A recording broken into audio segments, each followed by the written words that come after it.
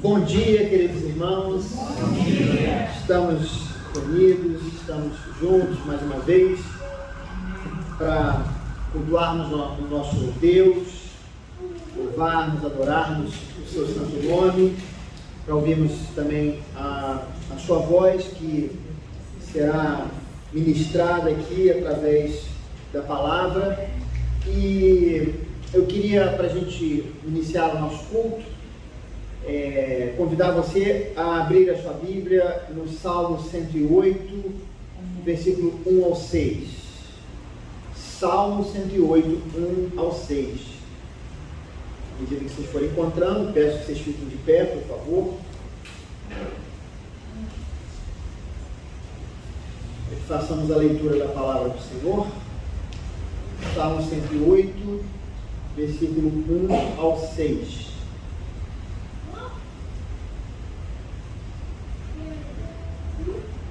E a palavra do Senhor nos diz o seguinte: meu coração está firme, ó Deus, cantarei e louvarei, ó glória minha. Acordem harpa e lira, despertarei a alvorada. Eu te darei graças, ó Senhor, entre os povos, cantarei louvores entre as nações, porque o teu amor leal se eleva muito acima dos céus, a tua fidelidade alcança as nuvens. Se exaltado, ó Deus, acima dos céus, estenda-se a tua glória sobre toda a terra. Salva-nos com a tua mão direita e responde-nos, para que sejam libertos aqueles a quem amas. Amém, queridos. Nosso Deus é o Deus que nos salva, é o Deus que enviou o seu Filho Jesus Cristo para morrer na cruz do Calvário para nos dar a salvação. Esse Deus tão amoroso, grandioso está aqui entre nós nessa manhã. Vamos adorá-lo de todo o nosso coração. Vamos orar nesse momento. Pai amado, Pai bendito, nós te agradecemos, Senhor, pela bênção de podermos aqui compartilhar a tua presença, teu Espírito Santo que estará aqui entre nós. Oramos para que o Senhor faça a obra nos nossos corações, nas nossas vidas, que o Senhor possa ministrar a sua palavra sobre as nossas mentes e os nossos corações, para que possamos estar completamente abertos à tua voz, que precisamos ouvir a tua voz nesses dias tão difíceis. Nós oramos assim: esteja conosco no nome de Jesus. Quando estamos aqui louvando a Deus, podendo exaltar seu santo nome, tempo para isso, tempo para louvarmos a Deus, um só amor, um só Espírito. Tempo para isso, tempo para louvarmos a Deus, um só amor, um só Espírito. Nos desviamos do caminho, aquele caminho que nós sabemos que deveríamos trilhar, seguir os passos de Jesus Cristo, mas muitas vezes nós não conseguimos fazê-lo. Senhor Deus, ajuda-nos, tem misericórdia de nós, que a gente tenha a plena ciência que a nossa vida, ela está em tuas mãos, e os nossos pecados já foram perdoados, mas é necessário, Senhor Deus, que nós confessemos os nossos pecados para que encontremos a misericórdia do Senhor. Por favor, olha para nós e nos ajuda, que o teu Espírito Santo nos guie para que a gente possa trilhar um caminho de santidade. Nós oramos assim, no nome de Jesus. Amém. Queridos, é um momento dos nossos dízimos e das nossas ofertas, é um momento de gratidão ao Senhor.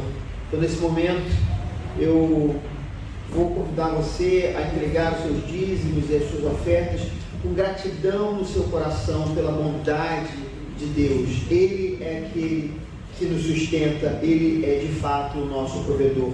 Então faça isso com alegria no seu coração, enquanto nós cantaremos uma música muito conhecida, que é Chuva de Bênçãos.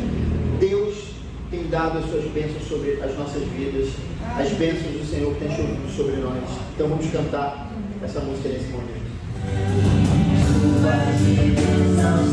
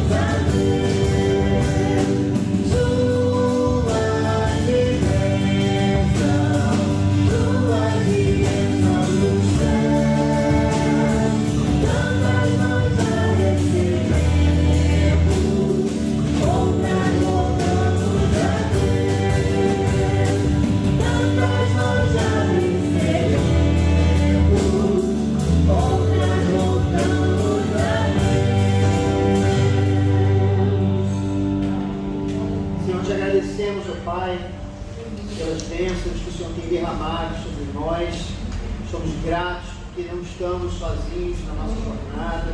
Somos gratos a Ti, porque o Senhor também tem nos dado sustento todos os dias, e mesmo com as lutas e as dificuldades, a gente tem visto a Tua mão nos guiando, nos protegendo e nos sustentando. Muito obrigado por isso, porque o Senhor é bom em todo o tempo. Em nome de Jesus. A palavra para a Jossana agora. Bom dia, igreja, paz do Senhor Jesus. Convido vocês a se colocarem de pé. Às vezes a gente se acha indigno do que o Senhor tem feito. E a gente realmente é. Mas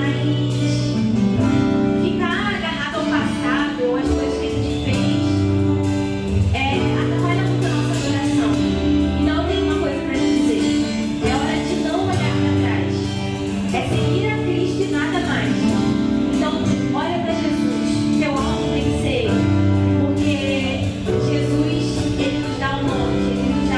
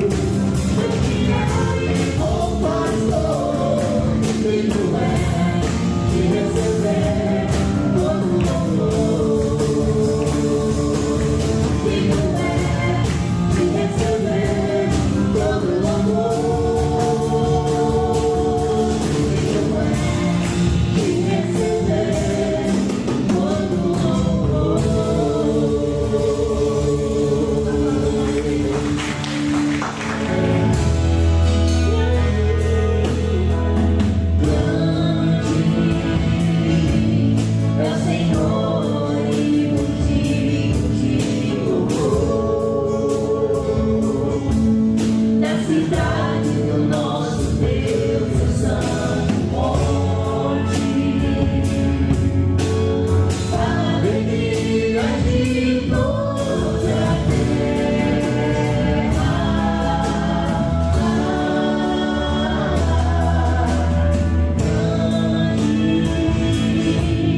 É o Senhor em quem nós temos a glória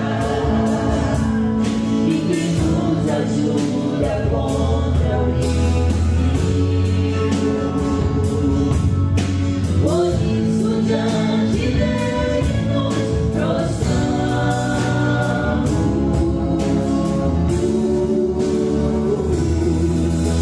Queremos o teu nome engrandecer e agradecer-te por tua obra em nossa vida. Confiamos em teu infinito amor, pois só tu és o Deus eterno sobre toda a terra e céu.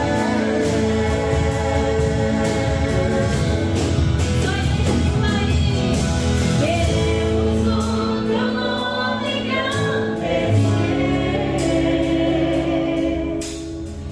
e agradecer-te por tua obra em nossas vidas. Confiamos em teu infinito amor, pois só tu és o Deus eterno sobre toda a terra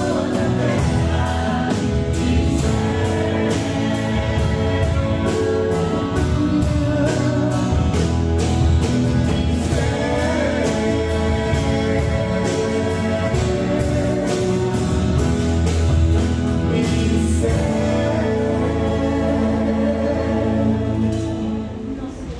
Pode vir, pode vir. Vem aqui, eu vou chorar. Benjamin, vem cá, Benjamin. Vem contigo.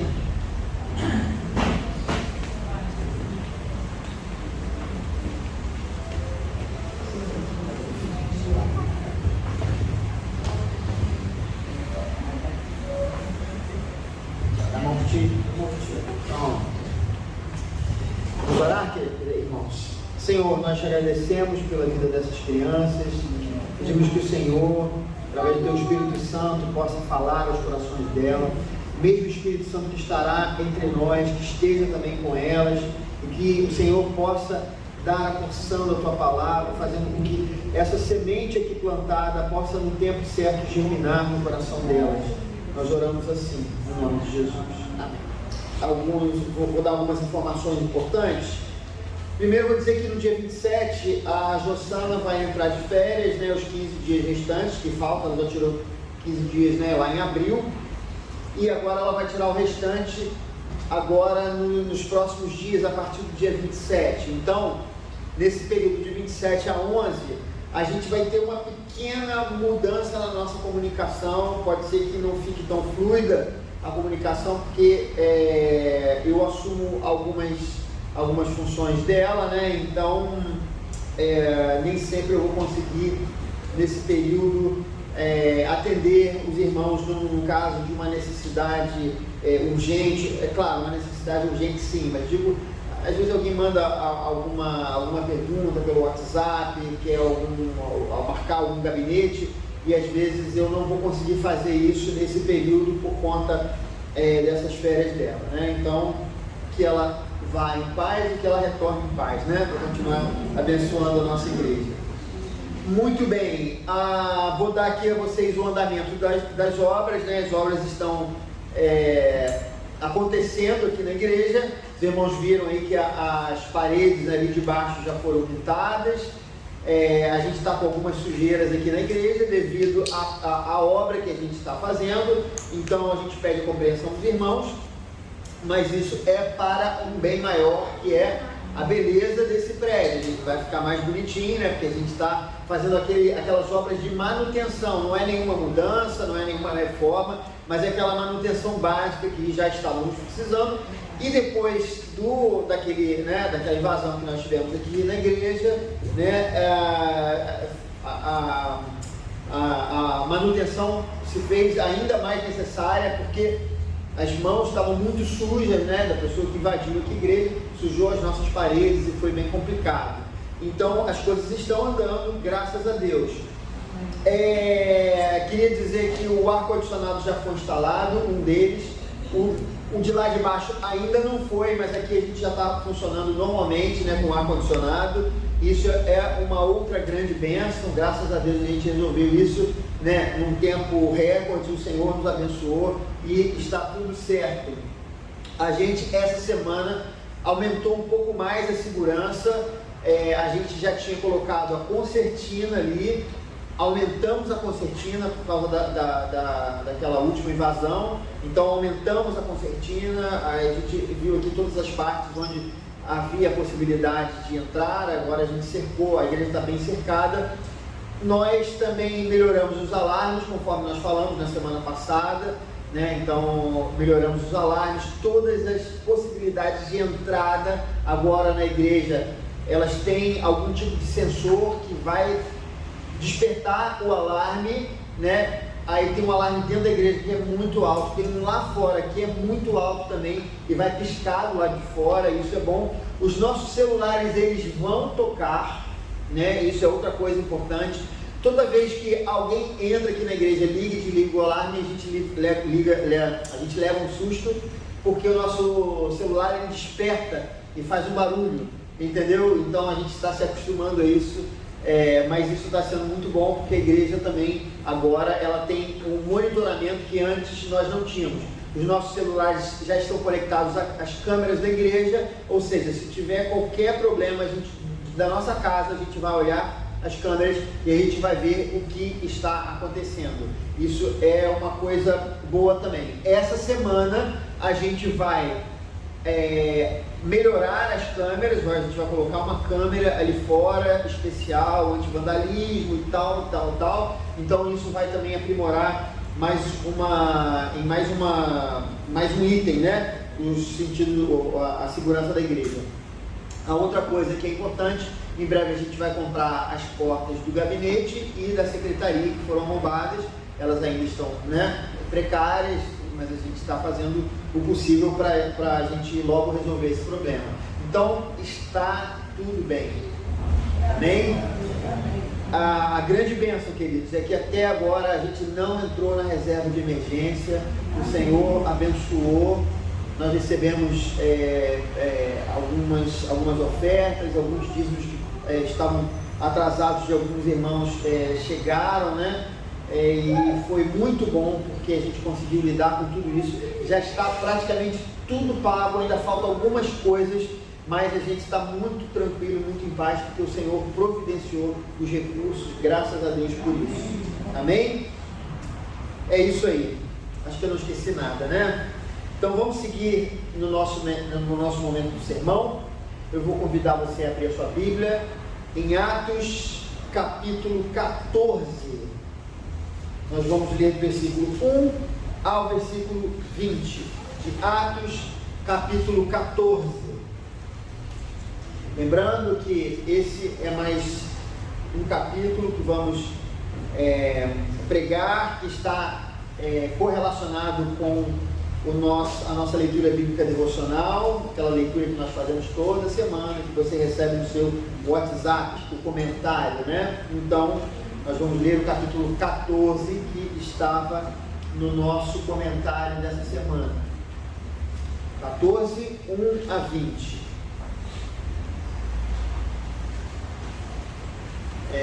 Eu acho que é a primeira pregação que eu faço em Atos, né? Já que a gente teve uma pequena parada por conta dessas coisas, eu não preguei nesses 2 últimos domingos. Muito bem, Atos, capítulo 14, 1 a 20, vamos ler a palavra do Senhor.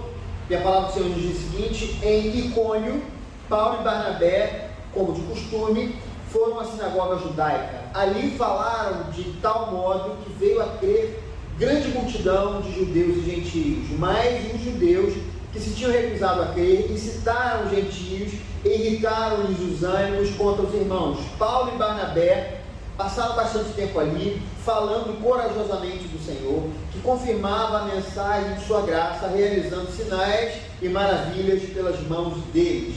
O povo na cidade ficou dividido. Alguns estavam a favor dos judeus, outros a favor dos apóstolos. Formou-se uma conspiração de gentios e judeus com seus líderes para maltratá-los e apedrejá-los. Quando eles souberam disso, fugiram para as cidades licaônicas de Listra e Derbe e seus arredores, onde continuaram a pregar as boas novas.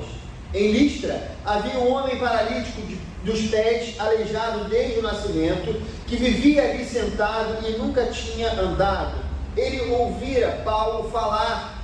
Quando Paulo olhou diretamente para ele e viu que o homem tinha fé para ser curado, disse em alta voz: levante-se, fique em pé. Com isso, o homem deu um salto e começou a andar. Ao ver o que Paulo fizera, a multidão começou a gritar em língua licaônica: os deuses desceram até nós em forma humana. A Barnabé chamavam Zeus e a Paulo Hermes, porque era ele quem trazia a palavra. O sacerdote de Zeus, cujo templo ficava diante da cidade, trouxe bois e coroas de flores à porta da cidade, porque ele e a multidão queriam oferecer sacrifícios.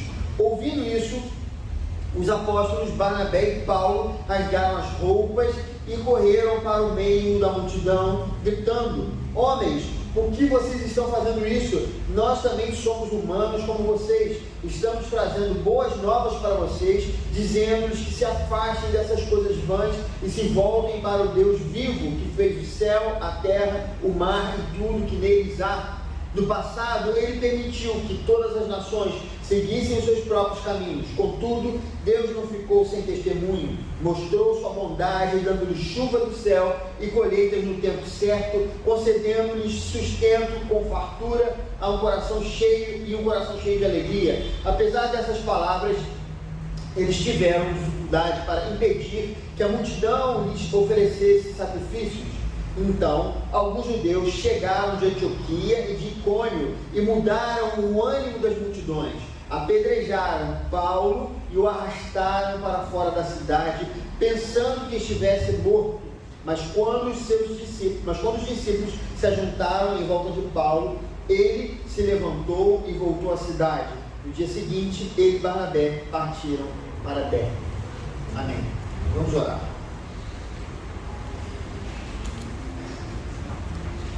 Deus amado, Deus querido, nós nesse momento pedimos que o Teu Espírito Santo possa estar aqui guiando o nosso entendimento, me guiando como instrumento em Tuas mãos, para que essa palavra possa vir de encontro às necessidades de cada um de nós. A Tua palavra, Senhor, é poderosa e nós sabemos que ela tem poder para transformar os nossos corações e as nossas mentes. Por isso, pedimos a Ti, fala conosco nessa manhã, em nome de Jesus. Amém. Queridos, o apóstolo Paulo, ele estava em sua primeira viagem missionária, quando isso que nós lemos no capítulo 14 aconteceu. Para que a gente possa fazer uma breve recapitulação do que estava acontecendo, o Evangelho começou a ser pregado pelos apóstolos logo depois de Atos capítulo 2, e nós vemos no livro de Atos que a figura mais proeminente da primeira parte do livro é o apóstolo Pedro. Isso acontece até ali por volta do capítulo 11, quando Pedro tem uma visão. Quando ele está ali na cidade de Jope, ele tem uma visão de coisas, de alimentos impuros que são colocados diante de si, e ele ouve uma voz dizendo para que coma, e aí ele diz que ele não pode comer porque os alimentos eram impuros, e aí a voz diz que ele não deveria fazer impuro aquilo que o Senhor tornou puro. O que estava acontecendo era uma mudança radical na obra apostólica, porque até então o foco dos apóstolos, aquilo que eles imaginavam, não só os apóstolos, mas todos aqueles que se convertiam, em Jerusalém, onde primeiramente o Evangelho foi pregado, era que Jesus Cristo havia vindo para os judeus, tão somente para os judeus. Mas o que Deus foi mostrando primeiro com Pedro foi que, na verdade, o Evangelho precisava se espalhar para todas as pessoas, inclusive os judeus. E quando nós vemos aqui Paulo e Barnabé no capítulo 13, eles estão em Antioquia porque exatamente a primeira igreja entre os gentios se formou nesse lugar, em Antioquia. E como não era uma igreja que havia sido formada pelos apóstolos, mas espontaneamente foi uma igreja onde o Evangelho foi ali pregado pelos estrangeiros e eles se converteram, e ali eles formaram aquela primeira igreja de gentios. Barnabé e Paulo foram destacados para cuidar, para instruir aquela igreja, já que eles tinham essa habilidade com os gentios. E enquanto eles estavam ali, Paulo recebe, juntamente com Barnabé, recebe uma profecia, né, e uma ordem da parte de Deus para que eles pudessem pregar para os gentios. E aí, ali depois de uma imposição de mãos, aqueles homens partiram para pegar aos gentios, e primeiro eles foram a Chipre. Ali eles encontraram Elimas, como a gente vê no capítulo 13. Depois, em Antioquia da Pisídia, Paulo ele prega ele vai até uma sinagoga e prega ali o Evangelho na sinagoga, e no final do capítulo 13 é a primeira perseguição que o apóstolo Paulo tem por pregar o Evangelho em sua primeira viagem missionária. E aí a gente vê que logo depois que começa ali uma perseguição em Antioquia da Pisídia, ele vai para Icônio, que é exatamente esse capítulo 14 que nós lemos. E ali o apóstolo Paulo começa a pregar corajosamente a palavra do Senhor, e essa mensagem, a mensagem da graça de Deus, era confirmada através dos sinais e maravilhas que estavam acontecendo através da vida dos apóstolos. O Espírito Santo, que havia sido prometido por Jesus antes dele ser elevado aos céus, estava atuando fortemente através de todos os apóstolos, inclusive, como nos diz Lucas, que é o autor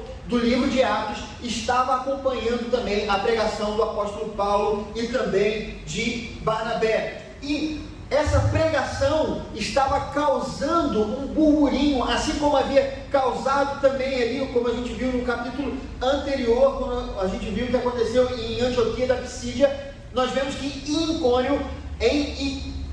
Icônio, essa mensagem pregada pelo apóstolo Paulo, mesmo com sinais e prodígios, começava a criar algum tipo de tumulto. E esse tumulto foi levando as pessoas a ter a intenção de apedrejar o apóstolo Paulo e também Barnabé. E eles saem daquela cidade e rumam para Listra, né, que foi a cidade seguinte. Em Listra, o apóstolo Paulo olha para um homem, ele era um paralítico que nunca tinha andado, e ali ele efetua um milagre através do Espírito Santo. E aquele homem que nunca havia andado de um modo maravilhoso, ele salta e já começa a andar, demonstrando um grande milagre, um grande sinal que Deus estava dando para aquelas pessoas que moravam em Listra. E aquilo causou um grande impacto naquela cidade. Eles não eram judeus, eles não conheciam a história de Israel, não estavam habituados a ver coisas como essa, eles sequer tinham em sua história maravilhas como o povo de Israel contava da participação de Deus, né, com milagres na vida de Israel. Então eles veem aquilo e eles acham que Barnabé e Paulo eram duas divindades, que eles não eram homens, mas eles pensavam que, na verdade, Barnabé ele era Zeus e o apóstolo Paulo era Hermes, duas divindades gregas. E aí começam a trazer os sacrifícios para oferecer a esses dois homens que ficam desesperados com aquilo e começam a dizer: não, nós não somos deuses, nós somos homens como vocês. E Paulo, aproveitando aquela oportunidade, Paulo não perdia tempo, irmãos, né? Depois eu prego, depois eu falo, vou primeiro analisar esse público, essas pessoas que estão vindo aqui, depois eu vejo como uma estratégia, né, de evangelismo para trazer ali aquelas pessoas. Mesmo Paulo aproveitou aquela situação que estava acontecendo e começa a trazer a mensagem do evangelho para aquelas pessoas. E, amados, aquilo está acontecendo quando de repente no versículo 19 a gente vê que algumas pessoas que chegaram de Antioquia, aquele primeiro lugar onde houve a perseguição, e também chegaram de Icônio, o lugar onde tentaram apedrejar o apóstolo Paulo e Barnabé. Eles chegaram naquele lugar e começaram a fomentar ali uma confusão, e de repente, quando se percebe, o apóstolo Paulo, ele foi apedrejado, né? O incrível na história é que ele foi apedrejado, ele foi arrastado, né, até o lado de fora, e todas as pessoas acharam que ele estava morto. Queridos, mas quando os discípulos de Jesus se reuniram em volta do apóstolo Paulo, aquele homem ficou de pé. Incrível é essa história. Eu não sei o que Deus fez, a Bíblia não diz exatamente como Deus o livrou, mas de alguma forma esse homem foi atingido, mas nada aconteceu com ele, e ele se pôs de pé e ele voltou para a cidade. Vejam que coisa, olha a visão desse homem,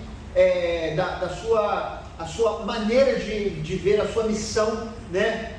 O seu compromisso com o evangelho. Ele volta para a cidade e no dia seguinte ele parte para Derbe para continuar a pregação do evangelho de Jesus Cristo.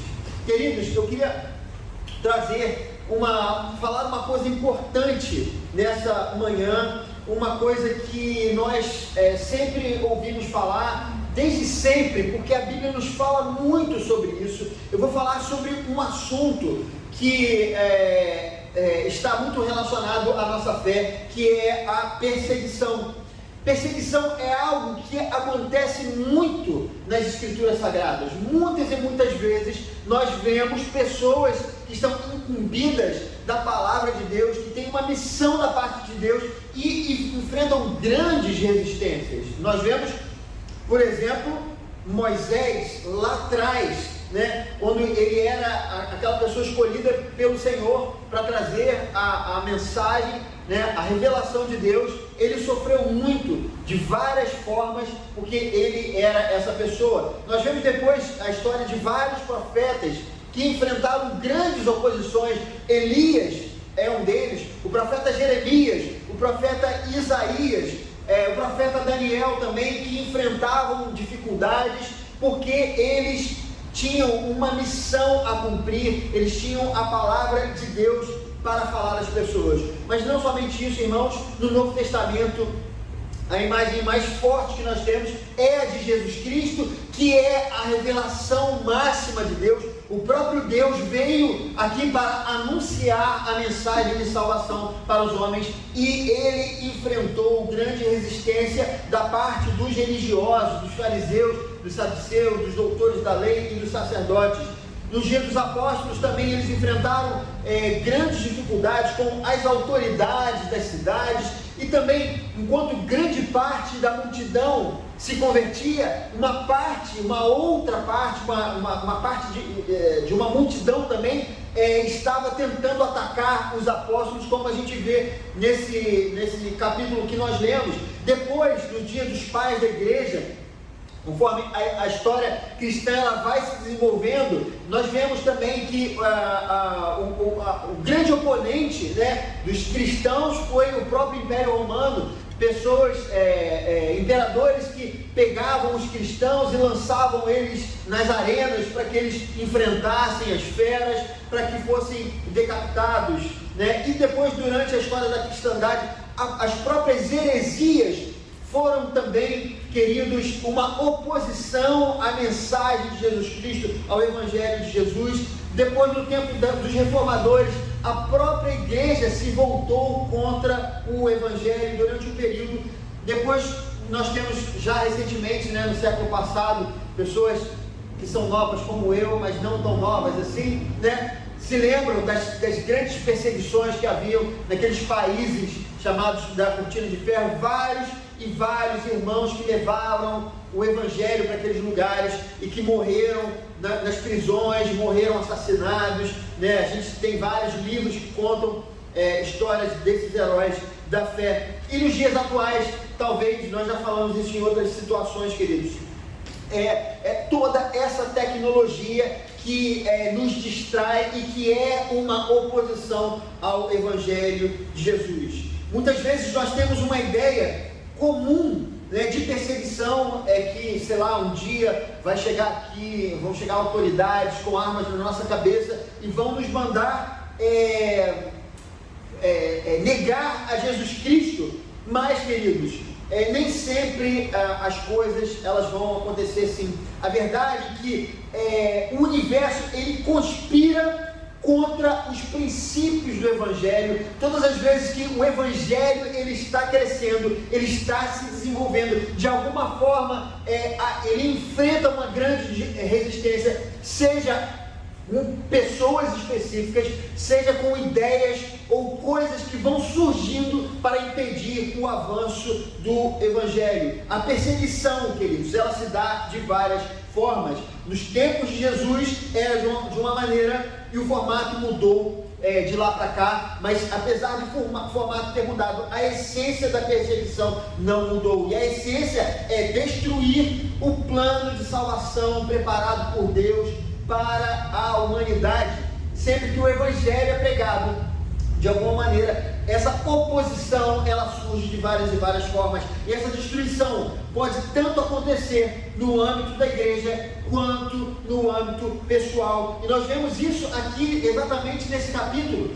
Uma coisa importante que estava acontecendo é que toda essa confusão que se formava, porque era estranho, a mensagem do Evangelho não causa, queridos, não deveria causar essa confusão. Vejam como isso é um assunto espiritual, porque ela não deveria causar esse tipo de coisa, mas ela causava uma grande confusão, essa mensagem. E isso porque o que os apóstolos faziam, eles pregavam o Evangelho, esse era o costume dos apóstolos. Depois que as pessoas se convertiam, eles ensinavam as pessoas, eles traziam tudo o que era importante para o conhecimento, para que aquela igreja pudesse funcionar bem e não necessitasse dos apóstolos para que eles fossem conduzidos. Então, a igreja, o Evangelho era pregado, os irmãos se convertiam e eles formavam a igreja e instruíam as igrejas. E quando acontecia esse tipo de perseguição, os apóstolos eles tinham que sair daquela cidade sem terminar o que eles haviam se proposto a fazer. Então isso era aqui, quando nós vemos isso era um grande problema. Mas essa perseguição não é apenas no âmbito da igreja, como eu falei, é também no âmbito pessoal. De alguma maneira, o Evangelho pregado pelo apóstolo Paulo causava esse tipo de problemas, porque a gente sabe que se o apóstolo Paulo desistisse da sua missão, nós não teríamos o que nós temos hoje. Veja o problema. Por isso o apóstolo Paulo passava por tanta luta e por tanta dificuldade. Em 2 Coríntios 11, versículo 23 a 29, Paulo nos dá um relato de tantas coisas que ele sofreu. Ele foi açoitado várias vezes, ele foi perseguido, ele foi assaltado, ele sofreu 3 naufrágios e tantas, passou fome, nudez, frio e tantas coisas que ele sofreu por conta da missão que ele tinha, e ele sofria muito por causa disso, queridos. De alguma forma, o reino das trevas tentava impedir o avanço desse homem de Deus, tentava colocar medo na igreja ou medo no emissário de Jesus Cristo. O Evangelho estava sendo pregado, conforme nós lemos aqui. O poder de Deus estava se manifestando, pessoas estavam se arrependendo dos seus pecados. Por isso, a oposição ao ministério de Paulo estava crescendo. Certa vez o apóstolo Paulo disse para Timóteo, em Timóteo capítulo 13, versículo 12: de fato, todos os que desejam viver piedosamente em Cristo Jesus serão perseguidos. Queridos, todas as vezes que alguém se voltar para o Evangelho, o mundo vai se voltar contra ele. Paulo fala que isso é certo. Queridos, que coisa importante a gente entender esse versículo. Quando nós nos convertemos, quando nós temos um encontro com Jesus Cristo, coisas irão acontecer, porque você quer ir em direção a Jesus Cristo, e há uma conspiração das trevas para que isso não aconteça, para que você fique do jeito que você está, para que você não mude, para que você não se pareça com Jesus Cristo, para que você não largue a sua vida de pecados. É isso que vai acontecer. Vai te oferecer um caminho cuja porta é larga e espaçosa, queridos. Então, todas as vezes que alguém se voltar para o Evangelho, o mundo vai se voltar contra ele. Todas as vezes que você tentar trilhar o caminho de Cristo, o mundo vai se voltar contra você.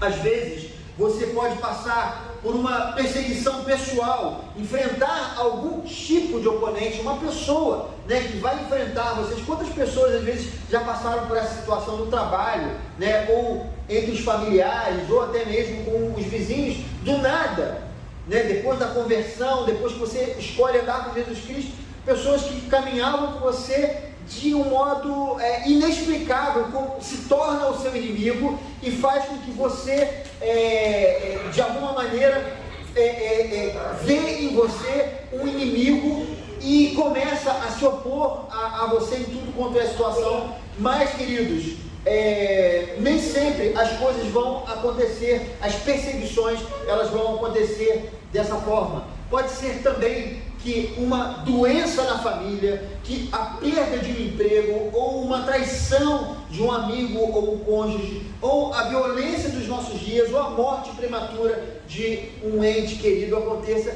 e que isso seja de alguma maneira uma perseguição. E aqui eu preciso explicar, queridos.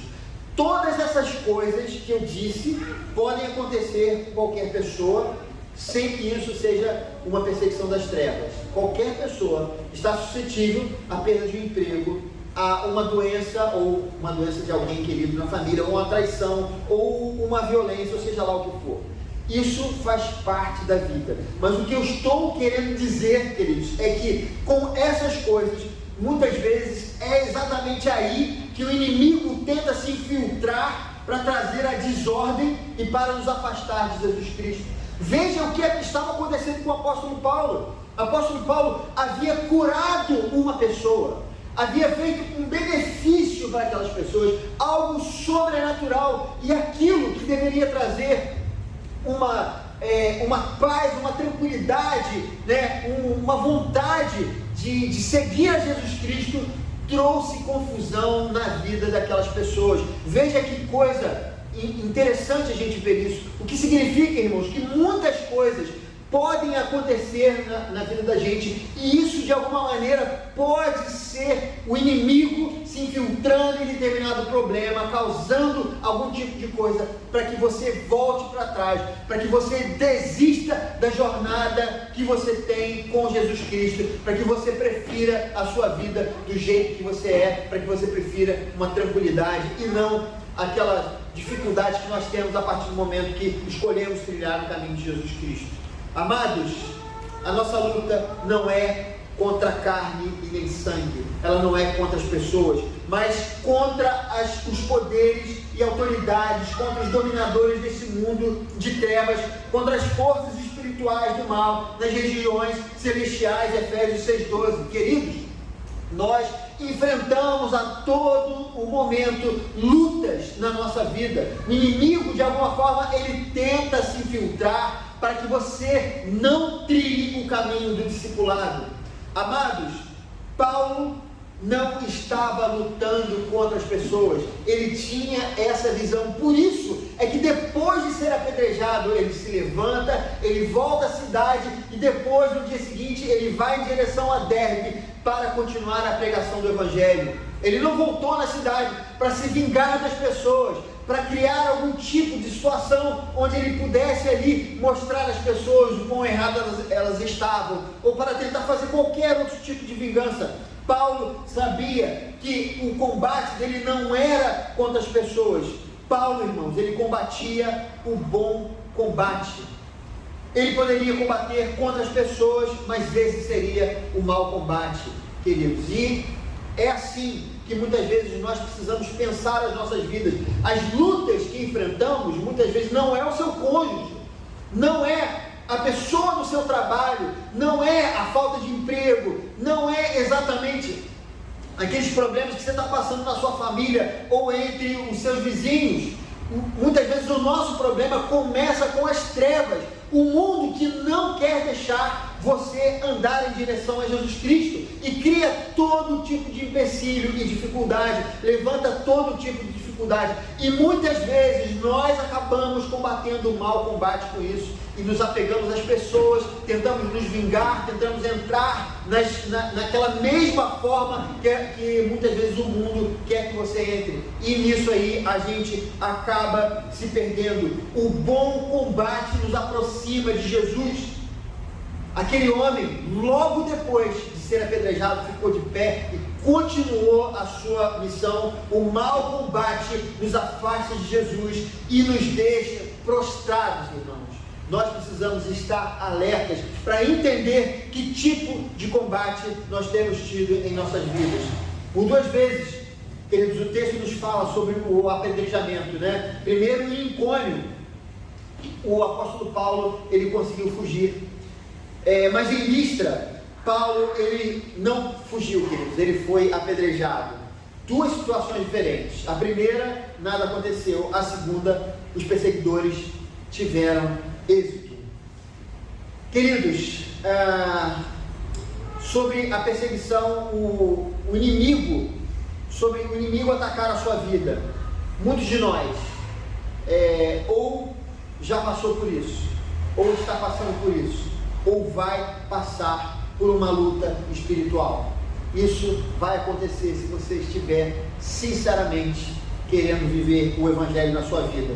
Mas assim como Paulo em Icônio, Deus pode te livrar dela, ou então, assim como Paulo em Listra, Deus pode permitir que você seja atingido. Mas assim como Paulo em Listra, quando foi apedrejado, mesmo parecendo morto, e acabou se levantando do mesmo modo, mesmo se você for atingido pelas lutas, você vai se levantar. Se você quiser ir em direção a Jesus Cristo, não importa o que você for passando, não importa a dificuldade, o tamanho da sua luta, se você for atingido, você vai se levantar. Saiba disso. O Senhor não vai permitir que você continue prostrado na sua vida. Isso é algo importante, queridos, que nós precisamos ver. Do mesmo modo, irmãos, mesmo se você for atingido pelas lutas, você vai se levantar. Não tenha medo das pessoas, não tenha medo do futuro, não tenha medo da vida, não tenha medo de Satanás e de seus demônios.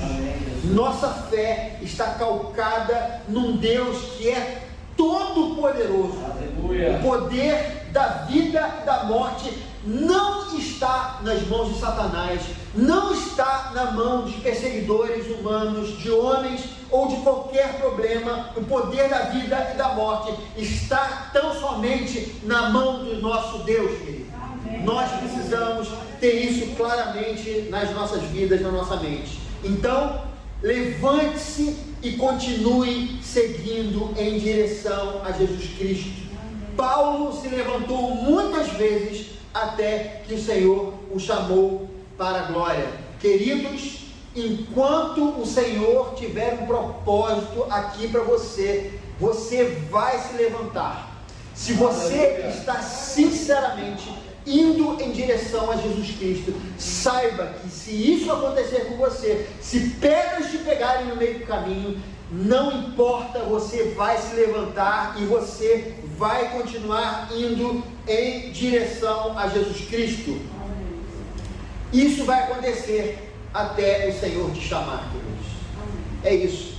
A nossa vida aqui só acaba quando o Senhor nos chama. Não tem jeito. Satanás não vai ter domínio sobre isso, nem qualquer outra coisa nesse mundo pode te afastar do amor de Deus que está em Cristo Jesus. Saiba que enquanto Deus tiver um propósito para a sua vida, se você cair, Deus te levantará. Amém. Queridos, para terminar a nossa mensagem de hoje, nós passamos por 2 semanas difíceis, mesmo sabendo que nós vivemos uma onda de violência na nossa cidade, roubos, assaltos, crimes, balas perdidas. Ainda assim, queridos, não dá para imaginar que o que nós passamos aqui foi casual. Vocês se lembram do que eu falei, né? Muitas vezes, as lutas que nós vivemos, Satanás ele se infiltra, e isso muitas vezes é uma perseguição para que nós deixemos o Evangelho de lado. E eu acredito, queridos, que o que nós passamos é muito mais do que o resultado do caos que nós temos vivido na segurança pública no nosso país, no nosso estado, na nossa cidade. É também o inimigo tentando fazer com que a gente venha a desistir do que Deus tem para essa igreja. O Evangelho, ele tem sido anunciado aqui. Vidas têm sido transformadas pela palavra. Deus tem se manifestado nos corações, nos cultos e nas famílias. É de se esperar, meus irmãos, que o inimigo faça as suas investidas aqui. Se a nossa igreja tivesse envolta em confusão, se a palavra de Deus não fosse pregada, talvez a gente não passasse por coisas como essas. Mas coisas assim nós enfrentaremos ainda mais, porque a palavra de Deus tem sido pregada aqui nesse lugar. Nas 2 primeiras vezes, os aparelhos foram furtados, queridos. Nós achávamos que tínhamos protegido a igreja, mas Deus permitiu que novamente essa pessoa entrasse aqui dentro. Assim como Paulo levantou novamente, nós estamos nos levantando também. Não como instituição, esse é o ponto mais importante. Queridos, não importa se a gente fica sem os aparelhos de ar-condicionado, não importa se as paredes ficam sujas, se todas as portas são quebradas, ou se simplesmente esse prédio é retirado de nós.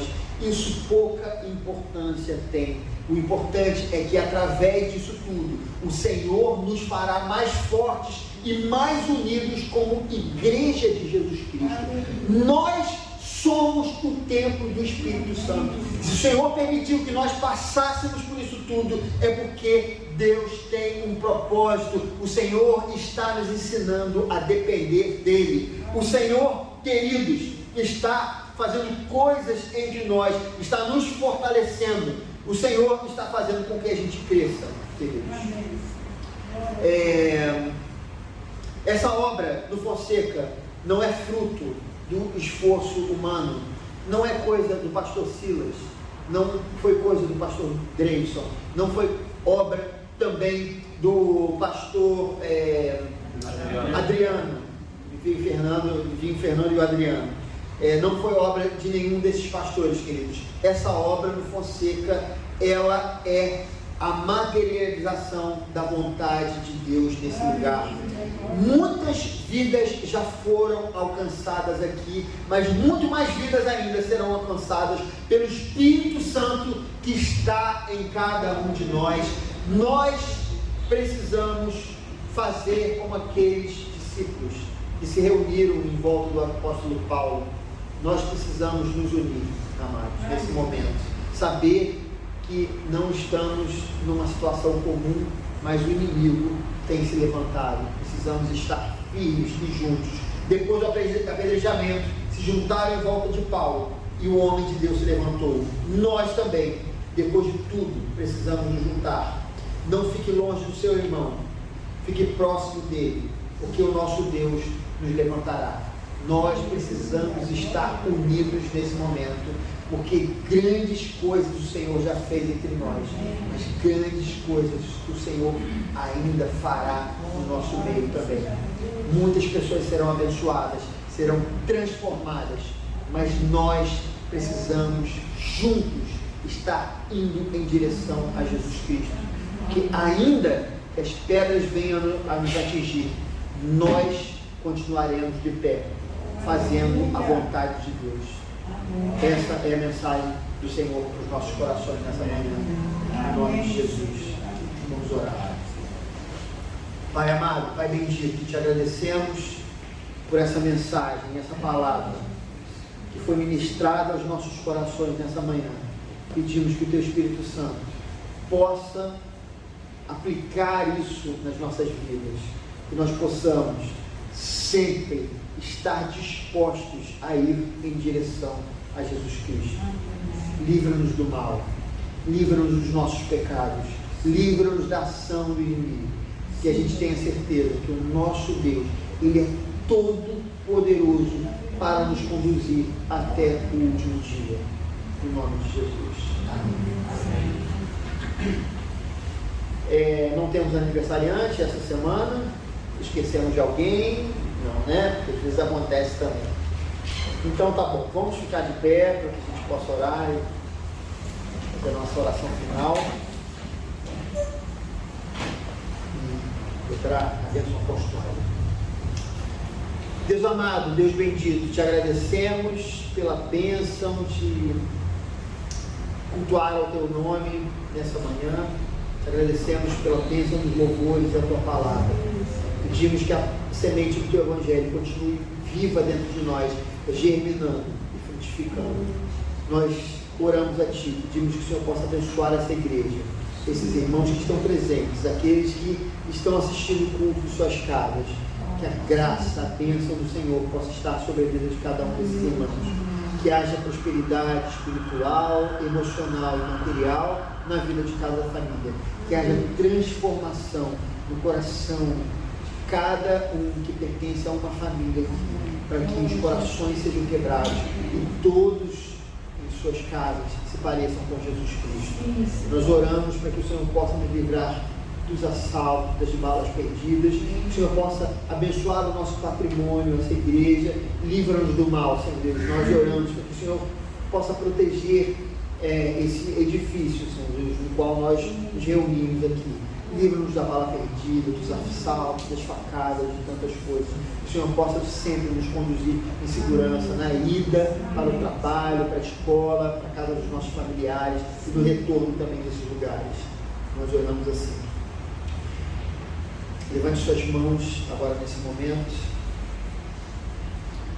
E agora, irmãos, que a graça do nosso Senhor e Salvador Jesus Cristo, o amor de Deus, o nosso Pai, o ensino, a comunhão e as consolações do Espírito Santo estejam sobre todos os que aguardam a vinda do nosso Senhor Jesus Cristo.